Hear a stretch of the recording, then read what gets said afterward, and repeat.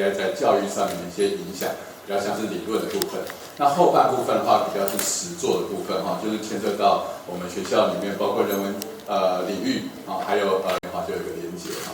好，那我就不多说，我就把握一下时间。那我自己现在做了一些跨领域的相关合作和研究领域哈，包括物理、天文还有科学，这些都是有国际相关的学术论文在发表。那细节我就不讲，然后但是我用这个做例子是说，我会有这样的研究呢，那是主要在2018年以后，就是跟 AI 挂钩在一起啊，因为 AI 这个工具啊，它本身就是人类历史上最跨领域的一个工具，因为使用这样的工具，让我可以跨出物理以外啊，不但只有跟自然科学、天文和脑科学相关的研究，我们也在做人文相关的应用。好，那最多的呢，我目前最多是跟司法相关的哈。那我算是应该是进出司法院最多的物理学家哈，我敢保证哈。这个就是帮司法院做了一些系统，然后也跟一些法律人哈一起在合作。那事实上6月底还要到2个法院去做给演讲哈。好，然后另外呢，还有在跟做心理相关，因为我自己职场中心主任啊，过去这几年也常常在网络上会看到学生有这个想要表达心情不好，或者甚至可能想要自我伤害的讯息，那我们就会想要说，怎么用 AI 来做一个相关的侦测。目前这个还没说好。目前这个系统呢，也正已经开发完哈，会跟 DeepCard 合作哈，希望未来会有发挥一些效果。然后另外呢，我们有在人文社会领域上面发表一些论述哈，然后跟这个法律系或者是公共行政相关的领域的专家学者一起来讨论。那最后跟今天有关，就跟教育领域这有点像是无心插柳，因为我本来是没有想要再开别的领域，但是因为刚好去年生成式 AI 爆红嘛哈，然后我刚刚有个学生对这个非常有兴趣，我想说那我们就来做一个东西吧，然后刚好我要开物理系的普物课程，然后我说那如果我们做好，就在我课堂上用，来试试看吧。好，那所以我们就做这个小泰哈，等一下我们会做一些介绍。那事实上到现在我的课堂上学生都在用。所以说，我想我们就因为这样缘故，好像在这个 AI 在教育领域里面又接了一些演讲的介绍，所以还是回到我刚才那句话，这并不是说我自己多厉害，而是 AI 真的很厉害。那但是你会使用 AI 的人，就有机会跨越这些领域。好，那我另外介绍一下，就是我自己是在几年前有帮那个科技部人社应该说对。人文师哈，然后再拍一个这个人文社会 AI 线上导论，因为太多的课程是对理工科或者是资讯科的这种学生介绍 AI 哈，比较有这个背景的那但是真正对人文社会领域比较有系统介绍，不需要真的写程式，然后但是能够用比较简单的观念来说明哈。那在前几年的时候还比较少，这是我自己拍的哈。那如果当然也适合一些社会大众来参考，所以说大家有兴趣的话可以参考，也不用拍了，那个讲义上面都有这样的话大家可以省力一点好，那所以现在简单，我们还是稍微拉回一点点说，我们还是回到人工智慧的一点点开始，好不好？因为我个人在很多地方演讲都发现说，前面有一些观点如果没有清楚的说明出来的话，会造成后面一些误解。所以人工智慧的定义基本上就是用人为的方式来创造出类似人类的情感或智能行为的东西。所以我这边要强调的是，它要创造类似，意思就是说，它的重点就是它不是所以我们千万不要再去想象我个人认为是真的不要去担心很多的电影或者是小说里面都讲这个机器人或者这些 AI 哪一天变成像人一样跟人有情感的交流，我个人认为是不可能的。它所有做的事情是让我们以为它有情感，让我们以为它有智慧，这样有厘清了吗？好，这些所有的 AI 的东西，因为我们实际上在做嘛，所以我们知道它不可能是人类，它也不会变成人类，所以千万不要担心这件事情，也不用让它思考它会不会很累会不会有人权会不会伤心，会不会难过没有这些事情，绝对不会。但是它会让我们以为它会，所以是因为人类的同理心，因为人类对好像有这种语言表达能力的人，好像会觉得他是我们的同类，所以我们会把 AI 当成人，所以不是 AI 自己是人，是我们把它当成人。那如果是这样的话，它要做到这么多，当然现在是不可能。可是之所以会有这样的发展，为什么会让我们以为是呢？最重要的观点就是这个学习，它是透过一个机器学习的方式，不再是像以前那样，好像有一些规则，说你应该怎么做，所以你要怎么做，你要怎么做。如果大家能够了解这件事情的话，就会知道说，其实如果我们要真的规范 AI， 在本质上它是有一点难度的，因为它不是按照现在的 AI 的发展，不是因为规则而设定的，它是根据人类的行为而设定的。所以说，如果你说 AI 怎么会有偏见呢？抱歉，那就是因为人类的资料本身就有偏见，所以它完全是仿照人类的行为，然后把它更快的表达出来。所以在这种情况之下的话，我们要求 AI 说一定要做到什么什么什么标准，其实在很多时候其实是我觉得是有点自相矛盾哈，因为它本来就不是靠着规则而发生出来的。好，那这样的话，那学习的话，我们用一个最简单的例子哈，像图像辨识，就是通常资工系在开始学 AI 的时候最开始的一个例子。好，就是像有狗和猫，好这两种照片。那我们要怎么去区别这是狗还是猫呢？我想这是对3岁小孩都很容易的事情。可是如果你真的叫电脑来做的话，在没有 AI 之前是几乎失败率是非常高的，因为你没有办法告诉 AI 到底狗和猫本质上哪里不同。对，大家可以想想看嘛，要毛有毛，要脚有脚，对不对？要鼻子有鼻子，对，你真的说得出来他们哪里不同吗？光从照片哦，很难，对不对？可是小孩不用知道原因，他就会，对不对？所以说你就知道说人类会很多很难 rule base， 就是很难规则化的东西，但是 AI 靠什么？AI 就靠资料，所以这上面的每一点呢，就代表说实际的一张照片。所以你实际上把这些照片大量照片丢进去，说这是狗，这是猫，这是狗是猫，然后它在它的参数范围里面，它就画出中间那条线。然后以后呢，你有新的照片进去之后，它就看说，这比较靠近哪一边？所以他就会，比方说，这比较靠近狗这边就要狗，比较靠近猫那边就是猫，所以这时候呢，如果你丢给他一个人的照片，他会怎么样？他一样啊，他不会说这是人，抱歉，不会，他就会一样说，这比较靠近狗，就说狗，靠近人就说。所以为什么刚刚那个理事长有这个主任有说，这个好像AI 会犯错，这本来就会犯错啊，所以大家一定要知道一件事情，今天不是说 AI 为什么会犯错。那我们要怎么办？不是的，应该是它本来就会错，电脑本来就不会这件事，只不过它现在力量、智慧强了一点，好像做出来会让我们有一些情况觉得还不错，所以我们来使用它，这样了解吗？所以说我们不应该反过来说，一直去很担心很多东西，因为它这本来就是做不到的，它只不过是现在做出来，让我们觉得好像可以。那这样的话，我们要的态度是什么？我们态度就是说，那它在什么情况之下用是比较适合，而不是说它用了以后会什么天下大乱啊？那样想法的话就是反过来，所以你就会加了很多的限制。这是为什么我在跟法律人讲的时候，一直要强调这件关系，因为他们一定是从负面来开始想，对不对？那但是从应用面来讲，我们要先问说，我可以怎么样适当的应用它？那另外一张图就是实际的例子就很多照片，像分类的时候，大家会看到同一类的照片就会在左边，例如在左边呢，就比较是海里的动物，因为它的表皮比较光滑；右边都比较有毛的动物，对不对？它都是有毛的。所以说你可以看到，在 AI 它其实还是懂一些东西的，所以这样了解，就是说 AI 它本来就会犯错，所以我们不要觉得惊讶。但是问题是说，在这样犯错的 AI， 它还是可以带来给我们一些帮助。那我们该怎么样使用它？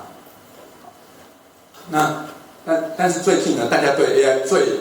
关心的就是因为 ChatGPT 的出现。那 ChatGPT 和以前的 AI 不能说以前的 AI， 事实上我们大部分 AI 都不是生成式 AI 那生成式 AI 它最重要的一个观念就是说，它是通往所谓的 AGI 从 GAI 到 AGI。什么叫做 GAI？GAI 就是生成式 AI。什么是 AGI？ 就是通用型的人工智慧。那因为语言是人类通用的一种工具。大家有没有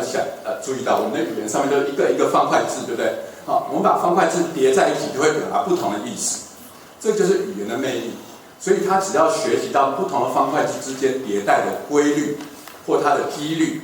然后它就可以创造出仿佛一句话。那如果你能够创造出一种表达的方式的话，因为人类都是靠着语言在连接各个领域，这样大家了解了哈。因为我们靠着语言连接各个领域，所以当我们语言的资料能够被大量的学习的时候 ，AI 就仿佛可以听到各个领域去表达每个领域所要解决的问题。所以这是为什么生成式 AI 到现在会造成这么大的影响，因为它是通往一个好像是一种广阔性或普遍性的人工智慧的一条道路，而且目前看起来这条道路是最有可能成功的道路。那因为使用这个生成式 AI， 所以机器人可以开始做复杂的动作，因为它开始听懂人要它做的事情。然后当然最近前2礼拜才出了那个 OpenAI for All 那个更惊讶了它直接可以结合视讯、结合语音、结合文字同时的在处理。那这样的话就是所谓接近通用型的它就不是只有单独某一类的资料。所以像这样的发展的确是非常的快速非常非常的快速。那我们教育呢，通常是百年树人嘛那通常都会觉得需要等一下。但是面对这么快速的科技发展，很多时候我们的确会感到措手不及。好，那接下来我再用最后一个例子来讲这个 AGI 例子我这边左边放的是一个很有名的物理学家Stephen Hawking，大家都知道他是一个渐冻人，所以他几乎没有办法跟这个世界交谈，他需要靠一些语音的辅助或一些机器把他的声音表达出来。先想想看，这位渐冻人如果是面对一群活泼可爱的孩子，他会怎么样的交流？很困难嘛，对不对？但是有 AI 之后呢，就会有各个面向我就直接显示出来。这些所看到的面向很整个结合在后面，有硬体的部分，有软体的部分，有资料的部分。那这些整个结合在一起的时候，让这个 Hawking 他用沙哑嗓音表达出一些意思的时候，可以被翻译成人类的语言，用人类的语言去指挥机器人动作，让机器人可能跟孩子可以一起玩，然后让孩子觉得说，这个机器人好像就是那一位 Hawking 的代言人。然后孩子当然会有一些反应，会有一些动作，然后借由一些其他的物件、感官的那种收集方式，可以把它看到他们的情绪，看到他们的动作，然后再传回到那个 Stephen Hawking 他的眼前，让他知道孩子在表现什么。所以我用这样的例子是说，我在这个 AI 所未来扮演角色，大概就是像这种代理人角色。意思是说，本来呢，这个 Hawking 是不太可能跟这群孩子有个很深度的交流，但是因为 AI 在中间做了一个 agent， 而因为这个 agent 能够适当的表达、传达彼此间的意思，而让它发挥了功能。接下来大家会看到，我们大部分的 AI 应用都是在做这个 agent， 那这个 agent 就会让我们会觉得好像有点代理、代替的意思。可是我这边我个人会强调说，那是一种代理，不是代替。所以说，重点就是在说我们要拿什么东西请 AI 来代理。那在我们现在的教育的场合来讲，我就要问教学和教育和学习嘛，教育通常就是这2件事，教学和学习哪一个要被代理，要如何被代理？所以这个是 AI 进入到教育的时候就要回答的问题。那在继续回答之前呢，我们再把这个生成式的 AI 来做一点说明就是在我之前的文章里面就已经说了，生成式 AI 基本上的功能在教育领域来讲，可以分3大类。那3大类在不同的领域，它的在教育里面不同的方面，它的强调不同。那第一种是强调正确可靠就是怎么输出正确可靠的知识。那第2类呢是属于怎么创意丰富的发想。那第3类是一种方便实用就是帮我转换格式或草拟一个草稿它可能没有标准答案，但是很快就可以做好，写个 email 回复中文这些东西大家可以看到这3类的应用，它的发展程度不同。第3类是最容易的，因为它节省大家的时间，也不太在乎它的正确性反正像有时候回 email 我也不太想很认真回他就帮我简单回一下就好了那但是第2种其实是大放异彩，像最近大家应该说上个月吧，有听过就是说有 Sora 也是那个就 OpenAI 发的，就是直接产生1分钟的影片哇，那真是好莱坞当时的爆点对。那这个动画只要讲几句话就直接产生那这个就影响很多这种创意产业的发展。还有我们所熟悉的 ChatGPT 产生的文字像这类也没有标准答案，但是它会让我们觉得很丰富、很多的想象是我们自己可能一时想不到的。但是最困难的通常是上面那一个，就是要求正确可靠那个，因为这是在我们教育领域啊。另外一个比较强调，那我必须说，教育也包括艺术教育、文学教育，对这一类比较需要表现性的教育，那种教育的话，使用 AI 就完全接纳的。啊，那但是呢，大部分其他教育比较像是强调知识面的正确性，那这时候对 AI 就会感到迟疑，因为它可能会犯错，它不够正确。那在这个领域呢，又可以再分两大部分啊。第一个是理工领域，那理工领域的话，问题相对起来比较不大，原因是因为理工领域本身的资料是比较普遍，它大部分很多时候是用数学公式来表达，所以说这个时候它的知识几乎是不同跨各个国家是可以连通在一起的，然后它的知识也比较没有著作权的问题。所以它会比较容易拿来训练，但是在人设领域的话就不一样。人设领域强调很多 domain 的 knowledge 地域性的，比如说我们很关心，对不对？以前中研院刚开始出来生成式 AI 的时候，大家很关心说，你要问他总统是谁啊？你是哪一国人？然后你什么这类事情要考验他的国籍认同，对不对？类似像这种，但是别的国家可能就不会在乎这个，对不对？别的语言他在乎的是别的事情，所以它会有它的局限性。那这时候的生成式 AI 的应用就会比较有问题，因为很可能它的训练资料里面并没有包括足够多的繁体中文资料，可能没有包括足够多台湾地区的文史相关的资料。那这时候如果要教这一块领域的知识的话，那使用生成式 AI 搞不好反而是灾难，对不对？好，所以让我们慢慢把这些问题做一个区别的时候，就会知道说，它对我们教育不是一个很简单的，就是说它完全的去拥抱，或者完全的是拒绝。那样的回答都是过于粗略。好，那我们要在当中要细分什么领域，用什么方法，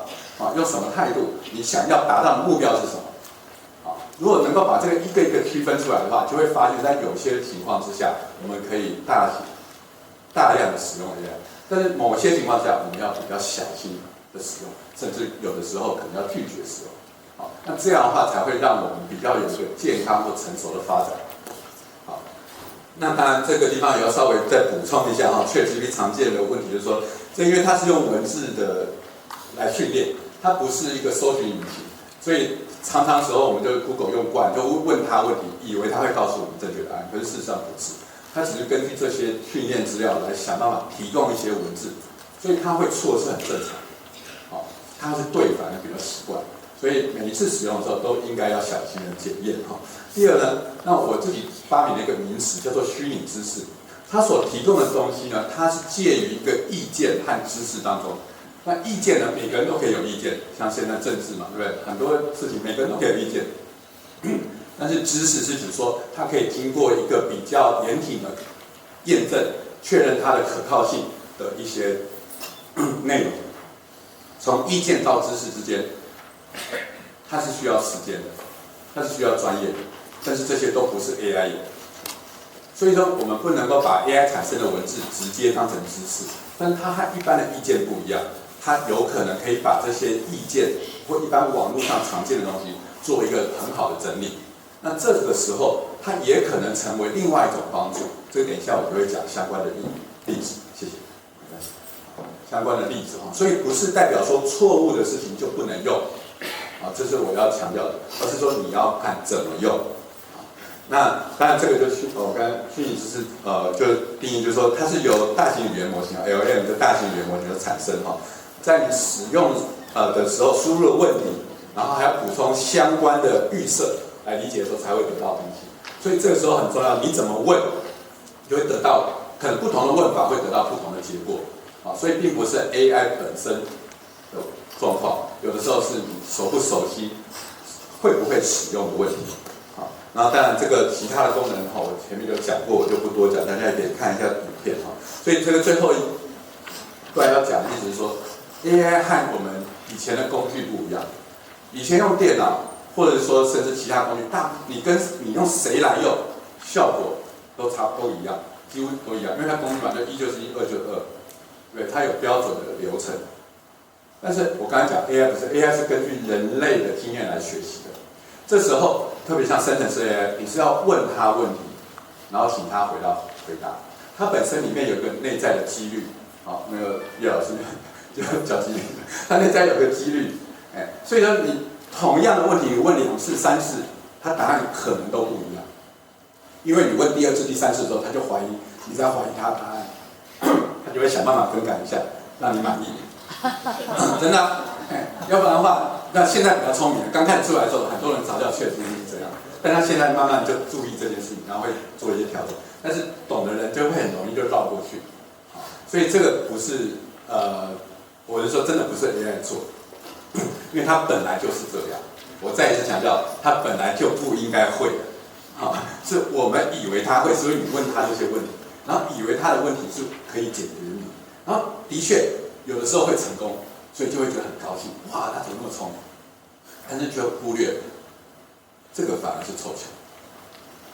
所以在这个情况之下，我们怎么样善用 AI？ 所谓的善用，就是强调说你会问正确的问题，你会知道怎么问出好的答案，而且会怎么知道去分辨它的答案。像这样的东西的素养，就是未来在 AI 时代，我们在教育层面要慢慢教导学生的。可是，就像刚刚所讲的问题，很多时候，搞不好学生比我们还会，是老师的问题。所以等一下我们来讲一下后面的部分。那第二呢，在后知识时代，就是虚拟知识哈，我给它一个名字叫后知识时代。这时候和我们的教学方式就会有所改变，因为以前是从研究者到教育者到学习者是一线这样下来的，所以学生后来学会以后就当老师，对不对？当老师或者是去做研究，这样子一步一步爬上去，他累积很高的那个叫做 barrier， 就是一个学习的障碍。可是呢，未来有这个虚拟知识 AI 的时候，每个人都可以上网，每个人都可以很容易问到本来他不熟悉的问题，而得到还不错的答案。那这样的情况之下，研究者、教育者和学习者基本上是站在一个同样的起跑点，所以我们并不见得比学生更了解。如果他每天花2-3个小时在跟 ChatGPT 聊天学东西的话，我保证他一个学习以后一定知道比我多，真的，因为他如果很认真去使用它的话，他不断的学习。但是问题是在这样的情况下，我们的教育制度和我们的教育方法如果不跟着改变，那我们以后怎么教这样的学生？对不对？所以这样的情况，很多的东西都要重新的再思考。那在这个地方，它本身我点出一个矛盾的地方。因为 AI 它的目的如果你问所有职工人，他们说它的目的就是要 end to end 来取代这个过程，因为它是代理人嘛，代理人讲的比较这个文绉绉的，讲白了就是中介，大家如果就有很多家长嘛，应该也到买房子或买过房子嘛，对不对？就买房子很少自己去找卖房子的人，对不对？你要透过中介。那中介的话，知道你的需求，然后知道对方的开价，然后种种帮你搞好中介的东西，你就省事。所以他是个代理人，但是教育，我们不希望孩子的教育被代理因为我们就是要教这个人嘛，对不对？就教这个人，如果说他找另外一个人来代替我，要教那个机器人干嘛？对，我就是要教这位孩子，所以他本身的主体性不能够被代替。所以从这个角度来讲 ，AI 和教育好像是矛盾。老师可以被取代，但是学生不能被取代。那这样的话，那我们要怎么样使用它呢？那我个人是跟学生一直都这样讲，就是未来这个虚拟知识是不可能再往后退，所以未来学生只会分2类。第一类是那种就是使用这个虚拟知识，使用 ChatGPT 来帮他简单的回答问题，然后帮他交报告，帮他甚至有人用来写论文，然后就过关就算了。这样的学生会不会存在？会，一定会有。很多老师会担心，那我必须说一定会有。那这样的学生，我只能不断提醒他，你以后如果这样的话，毕业保证会被淘汰，因为你做的事情大家都会，你只是要求一个比较低的标准。但是呢，还有另外一些学生呢，他愿意更多的去使用它，增进他自己有限的知识到更广阔的范围。那这样的学生，将来他就是可以掌握他自己未来，他会使用 AI， 而不是只是依赖 AI。那未来我很抱歉，未来就是区别这2种。那我们一定要帮助我们的学生知道说，他要在这个时代里面要怎么样善用。那另外一个就是跨领域，我刚刚讲，因为传统的领域就是一条线一条线，所以大家看在台大校里面一栋一栋一栋，对不对？每一栋就是某一个领域某一个科系，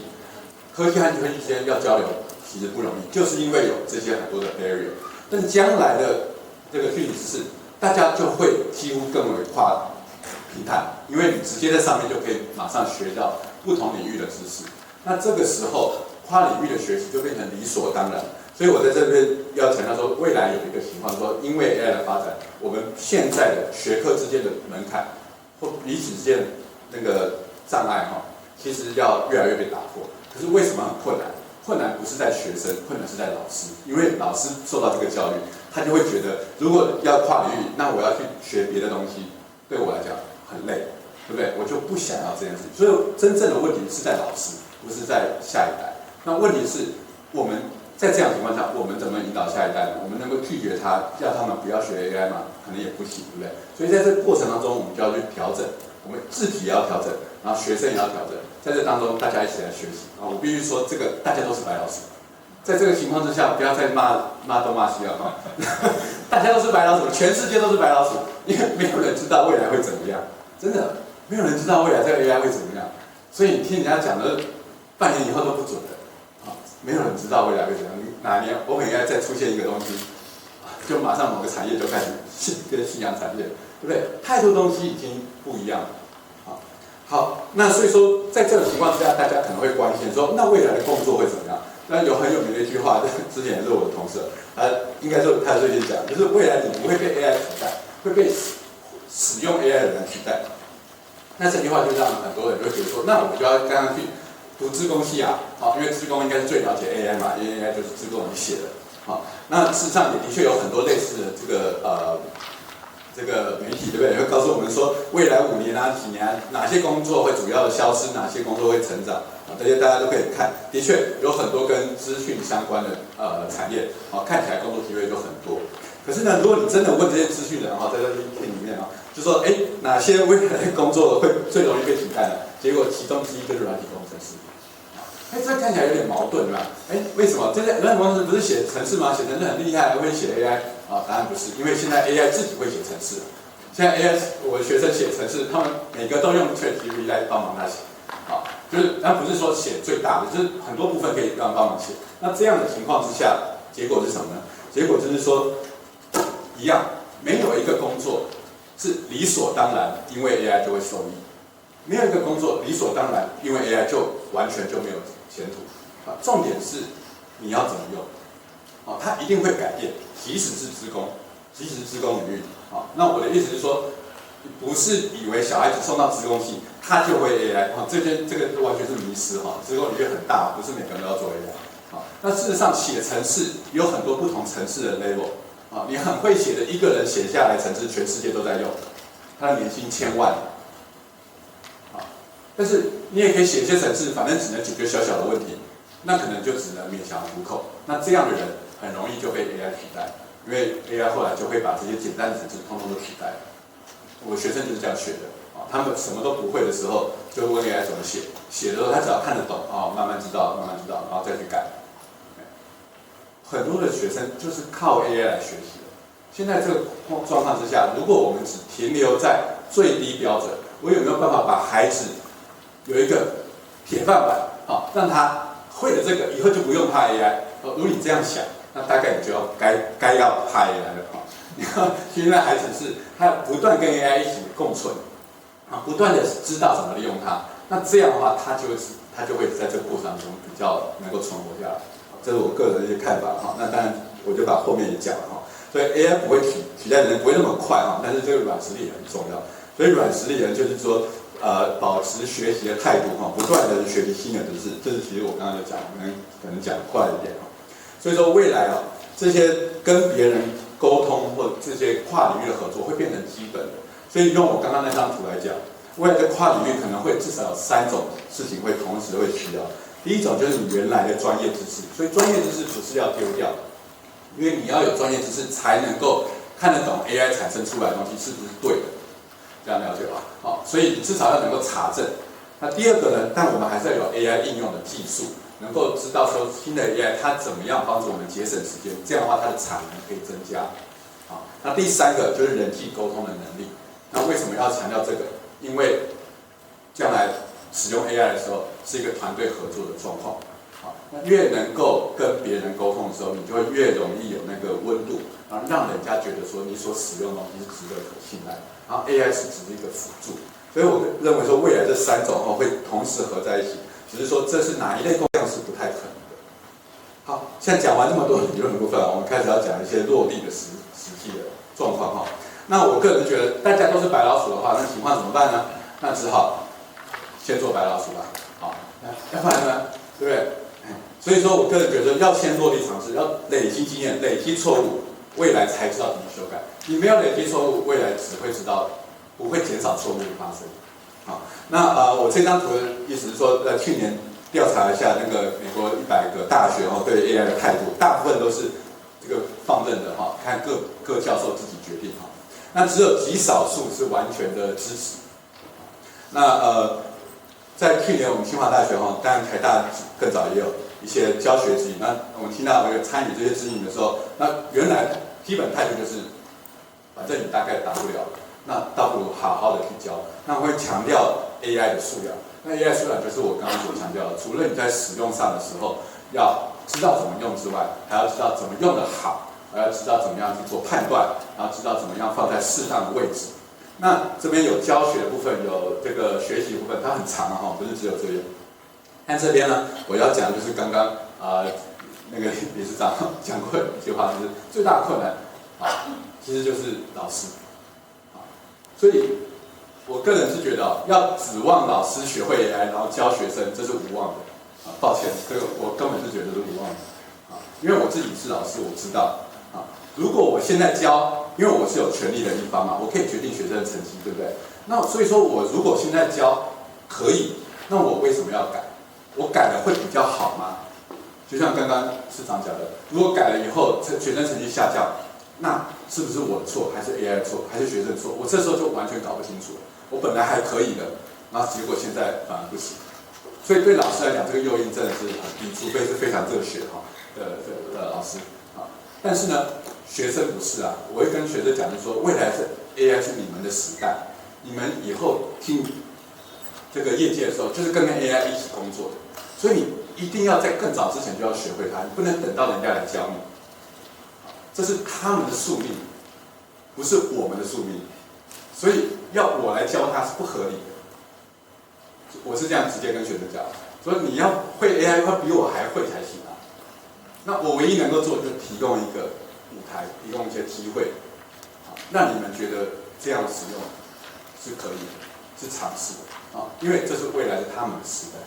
好，那如果是我们把教和学分开来，这个问题就会比较简单。老师呢，你用原来的方法教你要改变可以很好，但是呢，不要因为你改不改变而拖累学生，学生还是要学所以当我把这件事情了解的时候，我就发现它可以做一些改变。好，那我们先讲在人社领域有怎么使用。那我刚才讲这两个领域不一样，人社和理工的话有一些本质不同，因为人社领域比较强调是人和人之间的交流，它并不是这么强调绝对正确的知识，原因是因为它很重要你的知识背后的脉络和你看待这些东西的观点，所以这时候的老师和学生本来就是在互动当中的，所以在这个情况之下，我们所做的事情呢是什么？是累积这些生成式 AI 的一些常见的使用方式，或者是 prompt， 就是说指令，我们把它写下来例如说一些课程里面常见的，怎么教他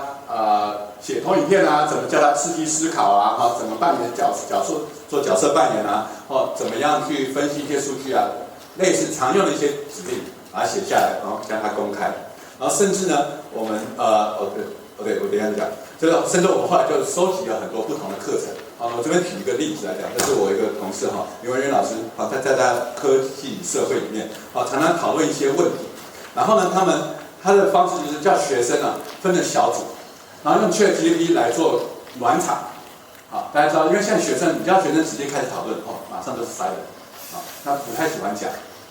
那所以ChatGPT 叫他讲，他反而欲罢不能，对不对？所以他就设计一些问题，你们就直接问嘛，直接问 ChatGPT， 然后他就告诉一些答案好，告诉你的答案之后，学生再根据 ChatGPT， 然后再去问说，ChatGPT 回的答案觉得怎么样？5个人问答案不一样，对不对？啊，就谁讲的比较好，然后为什么？然后从那个地方来 initiate discussion， 然后后来说他给我看啊，那做一个像这样的版哈，那这意思说很多的不同的概念彼此这么连接，这是一组哈，不是一般的学生3、4个人。那老师的意思是说，光这样的结果以前是不太可能发生的。不太可能有一组这么热烈的讨论，把这么多的东西同时查出来，把这关联讲清楚，是因为 AI 的协助1堂课，所以以这个例子来讲的话 ，AI 在我们班上是可以发生功能的，但是你要看怎么用。它的用法是把它用来带领讨论，让学生呢用它知道说怎么样反驳不同的论点，怎么样收集对方的意见，然后整理出最有价值的东西。他用这个来帮助他们讨论，这是一种例子。那另外一个例子呢，是来做这个程式的问题哈，这是欧国良老师的大数据分析哈，这是他给的在他的那个上面的建议。第一个，他觉得对老师来讲是减轻老师负担啊，比如说每个学生开始用的时候，他很多不同的背景，因为他是很多人文理工的学生都会来修，那所以说有些不同的笔电啊什么装置不同嘛，那以前都第1堂课、第2堂课，老师和助教都要帮忙 set up 这些环境。真的是蛮辛苦。那现在就教学说，你们自己去问ChatGPT该怎么做你就说，我这个是这个 Apple 电脑，我现在要装这个程式怎么办？他就告诉你怎么做。他们就照做，然后错了就再问一次就这样。所以就让学生重新自己来学习，而不是老师去服务他，所以老师可以减轻负担。第二个就是解决学生之间的差异因为学生本来有不同的背景的差异，但是因为这个 ChatGPT 回答的问题大部分准确性还不错，特别是程式的部分因为程式如果错了 run 下去就错了所以他们可以帮助他可以学习到说怎么样把程式写好，然后呢，他也可以利用 AI 的错误来学习因为这个程式来讲，它如果有 bug 的话就没办法 run， 所以他必须要懂说，比如说数据分析常用 R 语言，那 R 的结构是什么？他看到这个程式像 ChatGPT 写出来的时候，他能够检验出他的错误，他会知道问题在哪里，所以他用这个东西来去学习。那当然就比较传统老师就会问说，那可是这样的话，学生就不是自己从头开始写对不对？如果我不是从第1行开始写，学生真的会这个程式吗？可是老师说，我今天早上才遇到另外一个朋友他就是在做这个 IT 工作，他说他们在业界整天都在用 ChatGPT 写程式因为老板根本就不在乎你会不会写。你能够用 AI 写出来可以用，那最好，对不对？你如果自己写，搞不好写1个礼拜，写一个程式出来，用 ChatGPT 你1天就写完了，那你1个礼拜可以写5、6个，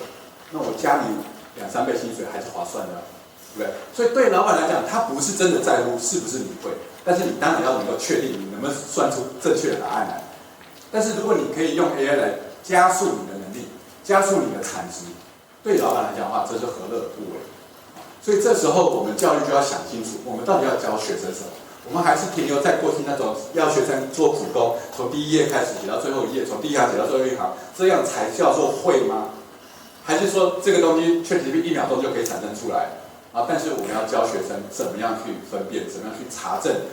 这样的话就可以省他的时间，也省我们的时间因为未来的知识爆炸的时代，太多事情已经没有办法再用传统的方法来做学习。这我个人觉得都是可以思考的一点，当然也许不是每个领域都是这样好，那所以说这是我们另外一篇文章，就是强调说善用生成式 AI 的缺陷来做反向教学这边举了一些其他例子大家就可以说你刚刚已经大约有讲过，所以代表说会错的东西也是有用的好，那后来我们就是举办这样的这种工作坊累积很多不同的课程，所以我们现在至少有9门课是公开的。然后最近就是现在这几礼拜也会有一些工作坊，就是线上的，让各种人社领域的课的老师来分享他的经验，他怎么使用 ChatGPT。那这样的话，这个经验在人社领域就可以做交流，所以这是人社领域我们应用的一种方式跟各位做参考。那接下来呢，我看我时间，我是几点开始？是2点开始，所以现在还有点事吗？还有多久时间？1:50。30秒 ，OK， 好，谢谢。还有10几分钟，那应该够好，到45分是吧？好。是的。那接下来我讲说，在理工领域，就是我刚刚讲说，我怎么是用那个虚拟，我们叫做 AI 虚拟助教来做哈。我们就叫学生直接设计一个网页哈。那这个网页呢，左边呢就是一些功能，然后右边就是一个 chat bar。那 chat bar 的话就是后端是接那个 ChatGPT 哈。那这个东西的设计基本上是这样啊。它虽然它是接 ChatGPT 的 API。可是我们在这个 API 上面，它可以加入所谓的 system prompt， 就是对整个系统的一个整体的设计。那这是学生看不到的，所以我们可以用这个 system prompt 来要求这个 AI 扮演一个特定的角色，而且它只能在特定的范围来回答问题，而且它回答的问题的方法要有一个特定的方法。啊，举例来讲，我们就希望说，学生每次问一个问题的时候，他先把回答的架构先讲出来，有几个步骤。然后再问学生有没有问题，有问题的话是第几个步骤有问题，再继续问下去。所以他把他的问题切开来，例如说这是我们所设计的方式，它不是一下子噼里啪啦就全部讲出来。好，那这样的话就会让学生是觉得说，我可以用它来询问相关的物理问题。当然我们还有其他的功能也写在里面所以它可以直接产生这个数学公式来让学生来学习。然后这是我们第一次上课的样子所以那就很兴奋了那兴奋的原因是我们设计的虚拟对象就是一个大三的学姐就想象的是说，他好像是一个学生，是一个助教，所以他可能会犯错，但是呢，他还是比大一的学生稍微懂一点，这样角色定位，我觉得就蛮不错的。而且呢，当然因为理工科系有很多的男生嘛所以他这样相较起来，他有一个性别平衡的感觉，就觉得说，那这样的话，那好像不是只有男生才会比较会微积分不一定种种这些东西，我们就做一个角色的设定。所以重点就是说，我在应用的时候，实际上我不需要改变我的教学方式，我唯一只需要告诉学生说，如果你们不会，你去问小泰，或者是说，我设计的一些题目是比较适合用小泰来回答的，因为我们目前还没有加图形辨识的功能，所以说如果你有画图的话，可能就不太适合，对不对？可是大一学生刚开始最需要的是什么？对我们来讲，最需要就是微积分。微积分的能力，这时候很多时候是108课纲的问题，就好像会浮现出来，对不对？学生好像读的那个数学不够啦，基础不够当然永远可以抱怨。那对我来讲，那我们就用 AI 来协助嘛。所以我课堂上只教了1次微积分，然后剩下就是说你们都去问小泰，就是这样，他们自己要去学。那这边有一个简单的那个给大家看一下这是一个简单的影片来让你知道怎么做什么。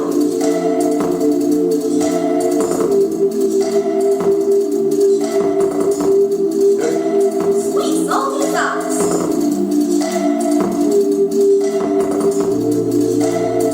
Bingo. Jumping jellyfish.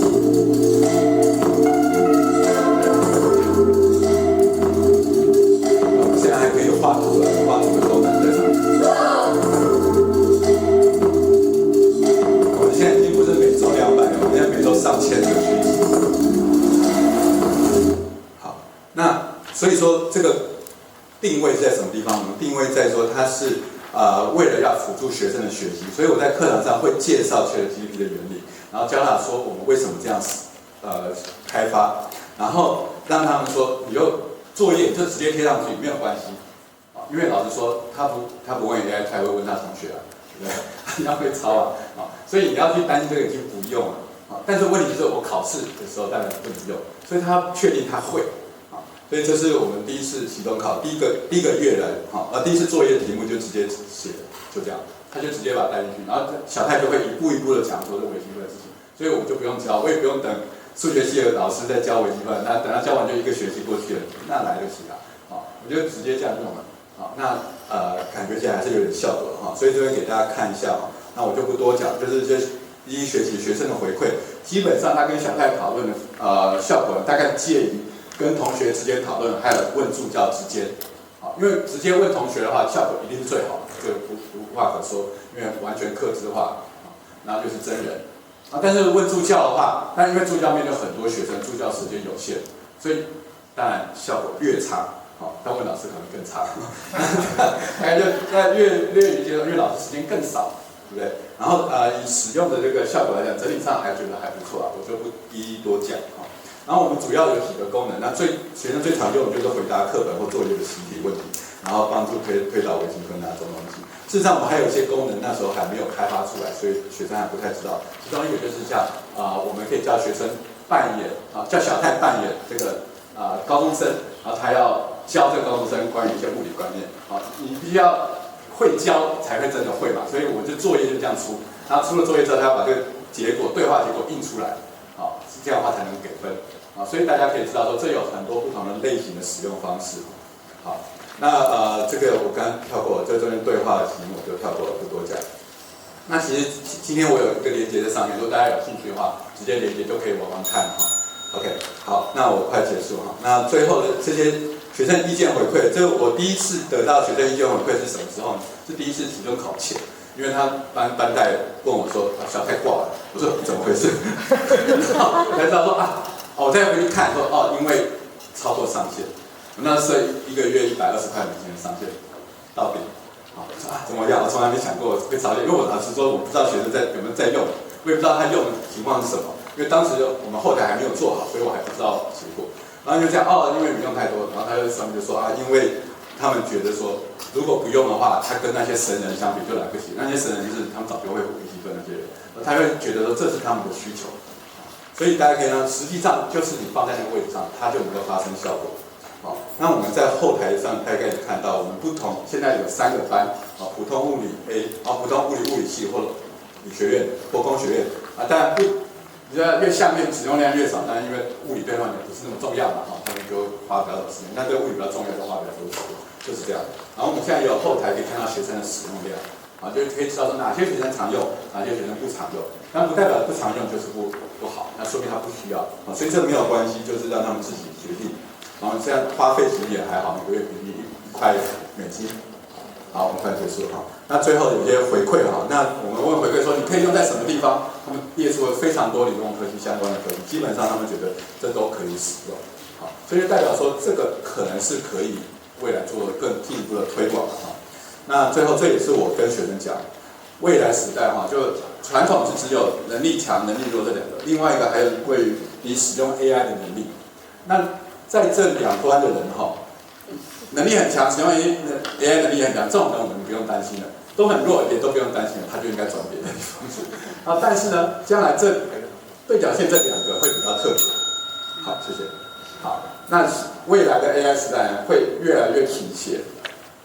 因为你原来能力不够好，但是借由 AI 而辅助的人，他将来会有机会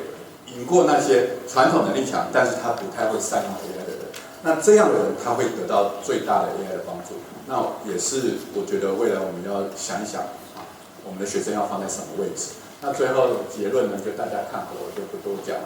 好，我就时间已经超过了，不好意思，我就停在这里，谢谢大家。谢谢王浩文教授。接下来是询答的时间，请麦克风。请问一下，这个 AI 的这个教学，它的内容，还有它的那个学生的技术，它有没有知识等级 ？OK， 好，我们那个 OpenAI 自己有做过调查，以他们的训练的资料来讲的话，大概到大学初级1、2年级左右的知识是合理，是 OK 的。特别是理工方面的知识，这是为什么我刚刚讲，因为理工方面的知识是比较普遍的。美国或中国大陆什么，或者台湾基本上是一样的只是语言的不同，就是中文、英文的不同，所以它会自动翻译，所以这部分的知识可靠度是比较高的。当然，我说小泰还是会犯错啦，还是会犯错，但是相对起来是比较可以接受。所以这不用担心。但是我们并不是要小泰直接教他什么，是要学生去问，所以它是客制化的。学生如果这个问题他看不懂，他就问他看他不懂的问题。那个学生要问比较难的问题，也就问比较难的问题。所以它不是一个教科书在那里，然后我要怎么教学生，他在看学生不同程度而给不同程度的回答。我的意思是博士、硕士、学士。OK， 博士，对，我刚才讲的是大学初期的程度会比较好，那研究所程度其实某一些还是可以用，但是因为在你的专业领域里面，你会就可能觉得他的回答不够好，对不对？但是反过来说，如果不是我的专业，他的一般性回答可能对我来讲就是相当不错的，所以这个就要看谁在使用的目的是什么。好，还有没有其他问题？有没有其他的问题？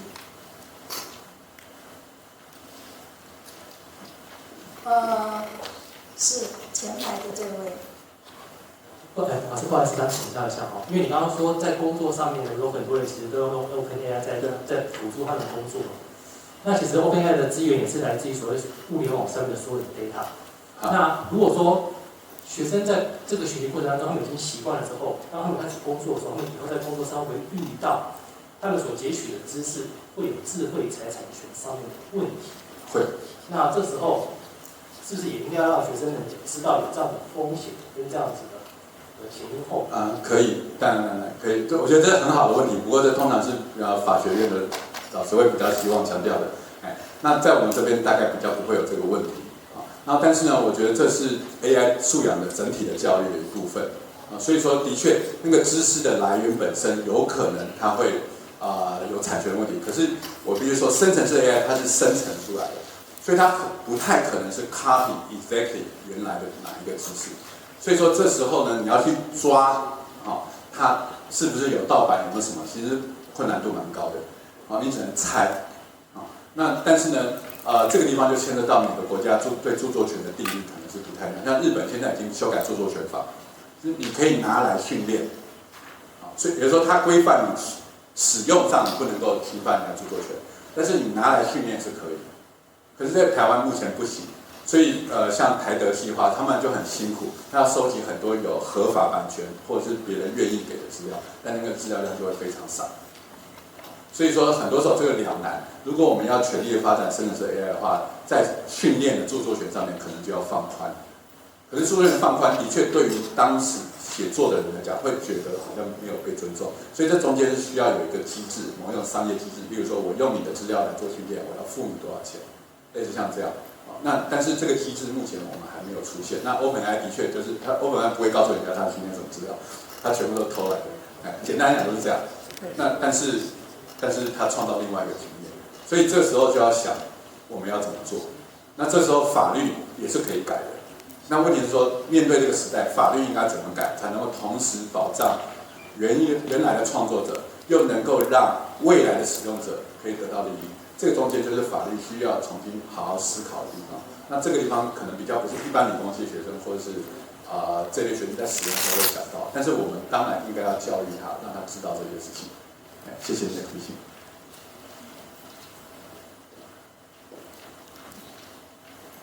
如果现场没有问题的话，我们这边就是报名的时候，有一些报名者已经提出来问题。那你选一个让我们挑选一下哈。那这边大家都很关心的是 AI 自动生成对于未来教学与学生如何应用，重点是如何避免抄袭。如果避免抄袭，就是刚刚我们讲的。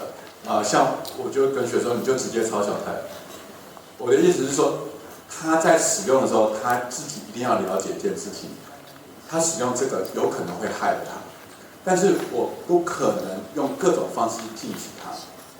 但是我只能去提醒他说，你这样用的时候，你要知道怎么去善用，怎么样去问对的问题，然后怎么把这个问题真正的东西问出来。那这种方法后来的考试。然后，但是呢，现在我们后台架好之后，其实我没有时间秀给大家看，我可以看到他们所有的对话记录。然后原来我是有点担心说他们会不会是上面随便乱聊天有时候 AI 会被误导但是后来看起来我们学生还蛮认真的全部都是问物理问题。这个容我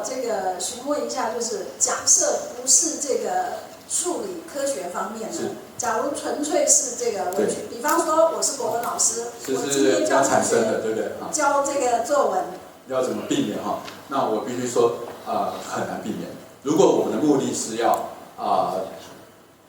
它不能够使用 AI 来产生，那你就只有断网。那可是现在也可以 local 专用现在很多手机也可以 local 专用，所以说你真的要完全避免，我觉得是几乎不可能。所以我个人只是觉得说，我们应该要不断的让学生知道说，这样的东西该怎么用比较好。但是如果说我们一直停留在说我要怎么抓你作弊、抓你抄袭，那当然应该抓了。可是这件事情不是教育的目的，我们还是希望学生能够学到更好的东西，让他知道说 AI 产生出来，它大概程度在这里，但是我怎么用它可以改得更好，他如果能够 appreciate 这更好的东西，他就不会停留在这里。但是如果我们一直要求学生你要过60分才算，过60分才算，现在 AI 大概已经可以到70分左右，他大概没办法写到90分程度，但是到70分左右。如果我们真的只在乎那个死成绩的话，后来这个 AI 就会满足这个部分。那这样的话，我们就会很 worry。可是呢，我们要把那个死成绩放掉，要让学生说有更好的东西。好，那如果这样的话，我相信学生会比较知道说怎么样去善用 AI，这是我个人的看法。但是也许不同的老师有不同的做法。那我就先这样回答，对吗？那我这边有个问题想请教一下，刚好次长也在这边了哈。是。那就是说，你这个真的有做用这种深圳式 AI 来做这个教育，让孩子的学习哈。那你对于这个整个的我们台湾的教育环境啊，是不是能够 support 这样的一种教学的方式啊？那对于这个教育部呢，他们有什么方式可以来做协助这样的一种教学的一种成效？这个是不是有什么建议给我们次长做一个参考？那我个人是觉得说，我们如果不做这个小泰来帮助，他们也可以用 ChatGPT 来做，得到类似的结果。当然我们做会让它更方便。可是呢，在我这样设计之下 ，ChatGPT 应该说，你如果用 ChatGPT， 你可以问所有的问题，你可以跟 ChatGPT 聊天、打情骂俏，什么都可以，它都会回答。可是，在我们这样设计里面，它就几乎就只能问物理问题。那将来我后来可以扩展到微积分啊、普化这些东西。那至少它是一个学习环境。那我把这个学习环境设计好，假设能够搭配教学的内容，啊，就让我们教的东西能够跟它可以应用的范围可以更好的结合的话，但不是绝对必要啊。但如果能够搭配好的话，那学生的学习就在这当中会做进步。那这是我想到的一个方式。那至于说教育的政策上面来讲的话，我只能说这个工具它已经存在，而且必然会不断的出现。所以这是在学习层面，它会成为学生的自学工具。那老师呢本身应该要了解说这个工具是没办法阻挡，所以最好的方法还是像我刚才讲，老师了解这个工具，然后带着学生一起去学习，让学生体会到学习的快乐。如果说我们一直把学习定位在说你要考到几分才过，你要怎么样才行，要不然你就没有工作，这是一种 punishment， 对不对？他会害怕这个，然后为了怕被处罚，然后偷偷用 AI。可是他没有享受到学习的快乐，所以我们要利用 AI 让他享受到学习快乐，让他可以很快的可以产生东西，然后很快去修改，觉得可以做得更好。那这样的话，他会觉得 AI 是他的工具，这样的话会比较好的结果。时间差不多了，我们再问一个简单的问题啊。我刚才提到啊，就是现在教育部正在规划 AI 怎么样影响到118课纲哈。那你在这方面有没有什么看法？我想我要了解那个整个脉络了哈。那我想基本的这个 AI 的相关的知识当然是应该教，包括它可能会做怎么出错，然后它怎么产生的，它资料怎么来源或资料的那个使用上的可能的那个著作权争议等等，这些都应该要整体的教。不过我个人认为，在教这些都还是知识面，然后但实际上学生要能够实际的操作，让他透过操作而享受到那个真正学习的快乐。这样的话，我觉得他才会往正确的方向来走。所以有没有比较明确的一些，比如说课纲要因为 AI 的这个出现而要做怎么样的调整？有没有这样的这个问题有点太大了，有点太大了。啊，我们这个其他专业课纲委员会再来处理。对。我们再一次感谢我们王道维教授，谢谢您的特别制作美好能量。我们现在进行大合影，我们尽量往中间集中做，尽量往中间做。好，我们欢迎我们下一个讲座的老